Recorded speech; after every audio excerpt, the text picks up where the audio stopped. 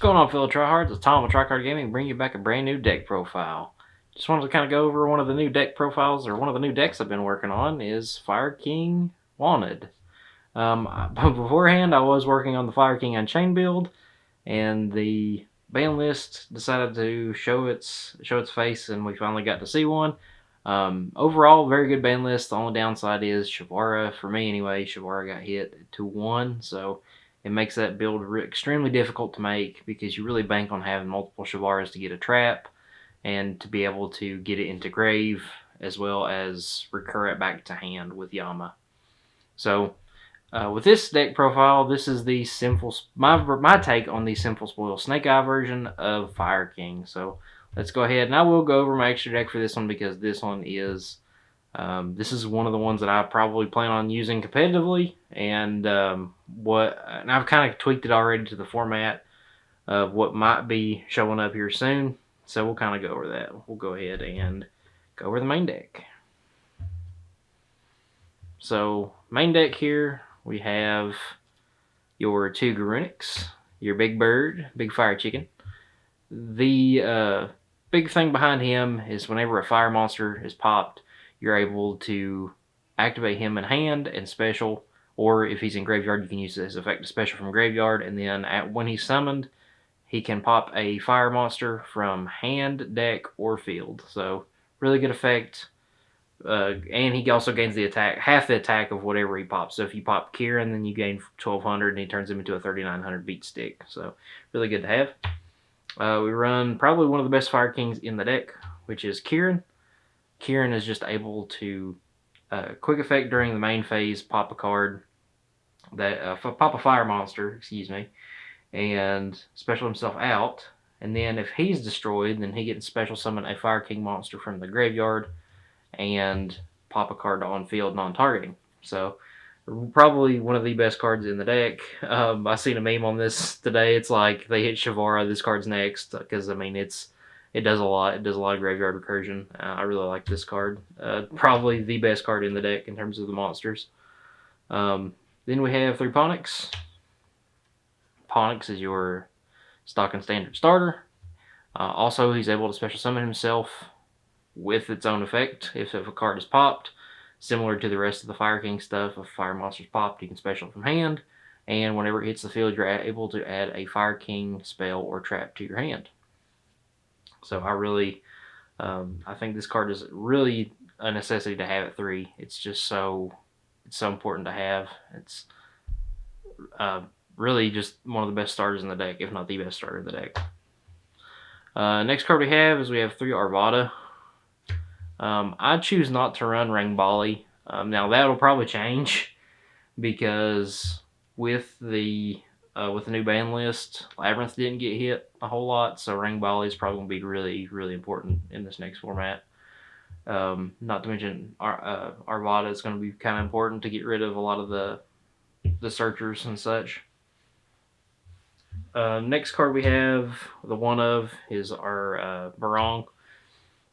Usually what you pop off Garunix so you can grab Kieran during the next standby phase. Just generically good and inherently good to have. If you don't know what to pop, Barong is usually one of the best targets. And if you open up him and Fire King Sanctuary, then you can just pop, after you activate Sanctuary and get the field spell out, you're just able to go, okay, Fire King Island, pop that in hand, search out Garunix, and then you're able to extend from there. Next cards we have the spells for the Fire Kings. I've got 2 Sanctuary, 2 Island, and 1 Skyburn. I really, really enjoy. I thought about running this at 3. Sanctuary is just really good to have. Protects your field spell from blowing up your own board. It lets you quick XYZ during your opponent's turn. Really, really, really nice to have. And Fire King Island is a good searcher and lets you special summon a winged beast monster from your hand if you have no monsters on field. And then Skyburn is your pseudo board wipe, I should say. It pops a couple cards. It pops up to the number of Fire King monsters you control. It just pops. So really, and I've seen some people, I think at Bologna, there was people who ran this at 2. I don't know if I'd run this at 2, but if I did, I mean, I used to run this and one circle, but I'd probably run two of these if I was going to do anything like that. I'd run two of that or run one. And then we have your wanted engine. We have one Diabell Star. We have your one Flameburst Dragon, one Ash, and one Birch. So I haven't seen a whole lot of people run this card, but it is literally a free special summon. If you have any of the Fire King monsters on the field, if you control any fire monster on the field, you can special this card. And it is extremely good to have because one, it's a level 1 fire monster. If you pop it, it's just there, and you can get into your Flameburst Dragon with it if you're going second as well. This is a good card to search because you can go this, search that, and just be able to special out this if you want to link climb instead. It's just really good to have. Diabell Star just does what it usually does, which is search out the simple spoil stuff and get you into one of the Snake Eye monsters or into one of your level 1 fire monsters. So there's the monsters for the Snake Eye engine. Now we have the spells, which of course is your 3 wanted and your 1 original Snake Eye, or 1 original simple spoil Snake Eye. I think it's just really good to have. You really want to have these in your graveyard, especially if you have where I run the Selene package. You really kind of want those in your in your graveyard. Don't kind of crack them off just yet to get them in the banished or whatnot. You kind of want to keep these in your graveyard before you start ripping stuff off. So, and that is the Snake Eye engine that I run in the deck, and the rest is kind of general utility slash consistency cards. So I still run the 3-pot. Surprised that this card did not get hit. This card is absolutely cracked. It is the best consistency card by far that has ever been printed, in my opinion, because you're just like, okay, I'm gonna dig for 6. I'm gonna look through almost a quarter of my deck if I go uninterrupted. So this card is just insane. We have your 2 talents. You can do a talents on the thrust here if you so choose. I just like doing 2 right now. I'm still kind of tweaking around with this. I'd probably do 1 and 1 just to have. But 2 also works. Talents is just it does everything. I think I'm surprised that card didn't get hit either because it's literally a Snatch Steal. Not Snatch Steal. It's like a Change of Heart. It's a Pot of Greed and a Trap Dust Shoot all in 1 card. And speaking of, Mind Control is now at 3 and Snatch Steal is now at 1. So that might be something I kind of flex into the side deck eventually. This is one of the cards that I haven't really seen a whole lot of people run, but I do run 3 Super Poly for the utility. So this is like our hand trap / utility lineup. We run 3 Super Poly, 3 Imperm, 3 Ash, and 3 Droll. I think in the upcoming format, Droll is going to be insane, especially with Vanadium. Vanadium didn't really take any big hits. Fenrir didn't get hit, so they still have that full engine online, and none of their extra deck got hit at all. So Super Poly is going to be really good against them. Imperm and Ash may be okay, but Droll is going to be the card that dead legs them if they don't have cross out. So this is really good to have main board. So these are just kind of like the main utility that I find the best to play right now. These 2 are just super generic. This just hits everything as well, and it can't be responded to, so it's cracked. And then this hits like Dragon Link and Flu and all your other big matchups, and especially where Vanadium didn't get hit on the list, Droll is just going to be super important. That's the main board, so let's go ahead. It's 42 card main. Really enjoy the deck. Let's go ahead and jump into the extra. So I got my tokens as usual. Then we have our Super Poly targets. We have Dragostapelia, we have Garura, and we have Mud Dragon. These are some of the funnest ones to run. It's like, I want to make these big, gigantic board towers that you can't really swing over. It's like, okay, I'm going to Super Poly, and we'll make a Mud Dragon. So, it's a big slap in the face to drop a Mud Dragon with Super Poly or a Garura. I think these are your most common Super Poly targets. If I was to add anything or take anything out, I'd probably take out a couple of the Links or one of the XYZs to throw in a couple more Super Poly targets like Draco Queast, and I thought about throwing in Renbrum in here, especially against your Brandon Chimera matchups, but that is subject to change. We'll have to kind of go through. I'll go through a little bit later and kind of describe why I'm only running these three. Now we have your links. We have your Linkuriboh, your Dark, Hida, your SP, your IP, your Selene, and your access code. So these cards right here are just kind of the bread and butter. And I know some of you are probably already asking, well, where's Relinquished Anima? Where's Sunlight Wolf? Where's these? That is something. Those are cards I currently don't have right now, but those are cards that I would run in this deck. And I do plan on running this for Phantom Nightmare format. I'd probably end up running the Promethean Fire Princess or Promethean Flame Princess. That card is that card's a definite in this deck. You need to run that in this deck whenever it comes out. Same thing with I believe Ambloel needs to be put in this deck as well. Super generic, kind of like access code, only requires 2 effect monsters, and it's a Link 4. And it lets you reborn a Link 3 or lower fire monster. So, being Promethean Princess or your Hida or anything like that. So, just to kind of give you one of the things why I run Gloomy. Gloomy you can make off of your Diabell Star. Really good to have. Hida you can make off of literally anything in the deck because everything's a fire except for your hand traps and a couple others. Linkuriboh, this is how there's a combo line where you're able to add Kieran to your hand. You have Arvada, and before you do anything else, you need to link off your Ponix into the graveyard and go into this fella. And whenever you do so, you are able to continue on and use your Kieran to pop Arvada in hand, to bring back the Ponix, and continue to link climb. And again, Hida is able to link climb, so if they ash you during your turn, you can bring back the ash and link off with it and go and keep link climbing. With that, you can actually go into your Selene.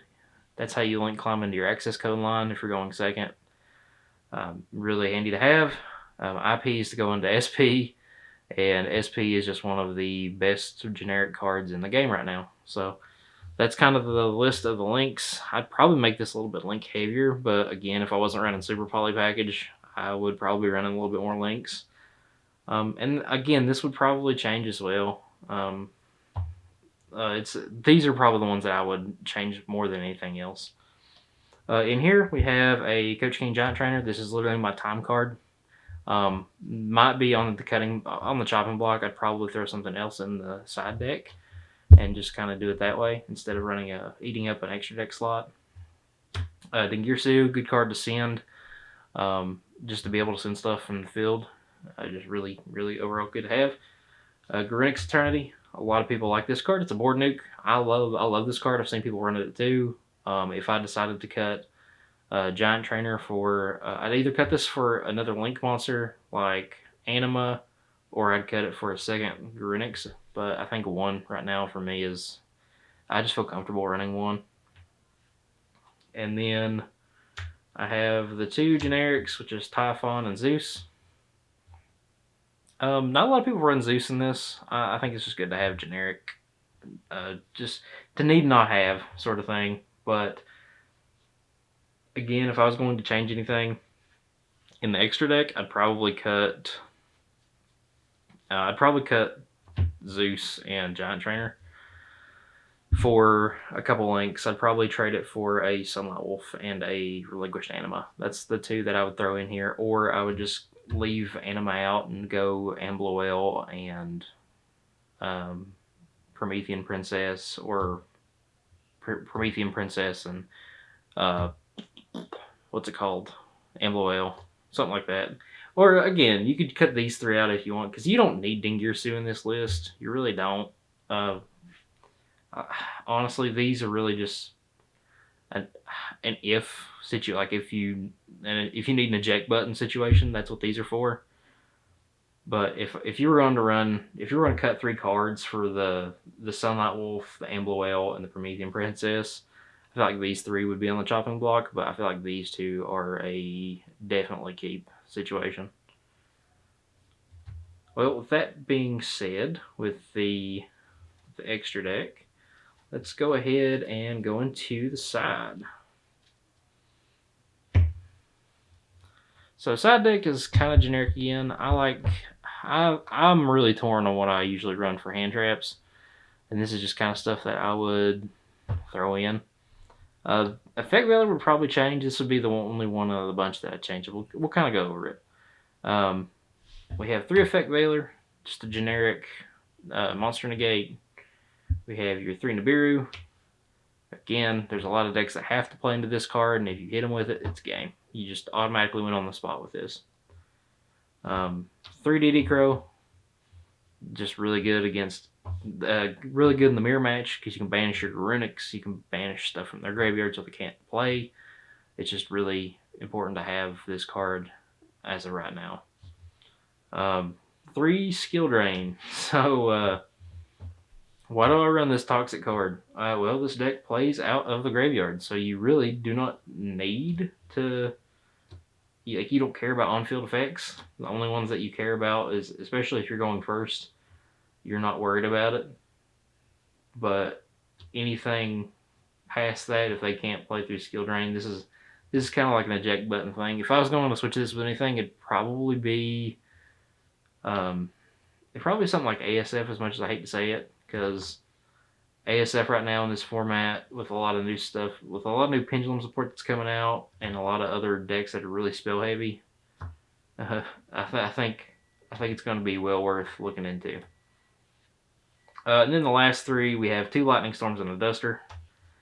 With Labyrinth being really big right now, I would say this is almost a necessity. You need to have 2 and 1 here, or you could even get away with running more back row hate with the way that it's currently going. The one thing that I would change in the in the side deck, I mentioned this earlier, the effect veilers. I feel like that would be the one thing that if I was going to change anything, it would be the veilers. And what would I change this to? Well, depending on the event that I would be going to, one of the things that I've kind of figured out was when I went to YCS Indy, one of the things that not a lot of people were taking for was Rescue Ace, and I was very concerned why, because that deck was the best deck in the room in YCS Indy, and I made sure whenever I went to YCS Indy that I had 3 Lancia in the side for that specific meta anyway, or for that specific event. Now, if I was going to pick any different hand trap besides Effect Veiler in this case, I would either pick Lancia, knowing that Rescue Ace, even though they have Airlifter at 1, Lancia is still going to be really important to use against them. Or if you're afraid of the Centurion matchup and especially King Sark whenever they act, or the Horus Engine, all that kind of stuff, change it to a Ghost Ogre. Ghost Ogre is really good right now. Very slept on hand trap, and I think it's going to be extremely important here soon, especially if Centurion didn't get hit. The Horus Engine didn't get hit at all, which all that is fine and dandy, because I mean, if you're able to just tech for it, then you have the option to do so. So, but guys, let me know. Let me know what you think of the video. Let me know what you think of the deck profile. Don't forget to like, comment, subscribe. I can't believe I forgot to mention this, but we've been going on for almost 9 months now, almost 10. 9 months is coming up on the horizon for how long I've had the channel, and we're almost to 100 in a year. And it's crazy how quick time goes by. But I want to go ahead and thank you guys for doing such an amazing job for getting me there, and I wouldn't be able to do this without you guys. So, guys, my name is Tricard Tom with Tricard Games. We'll see you next time. Peace.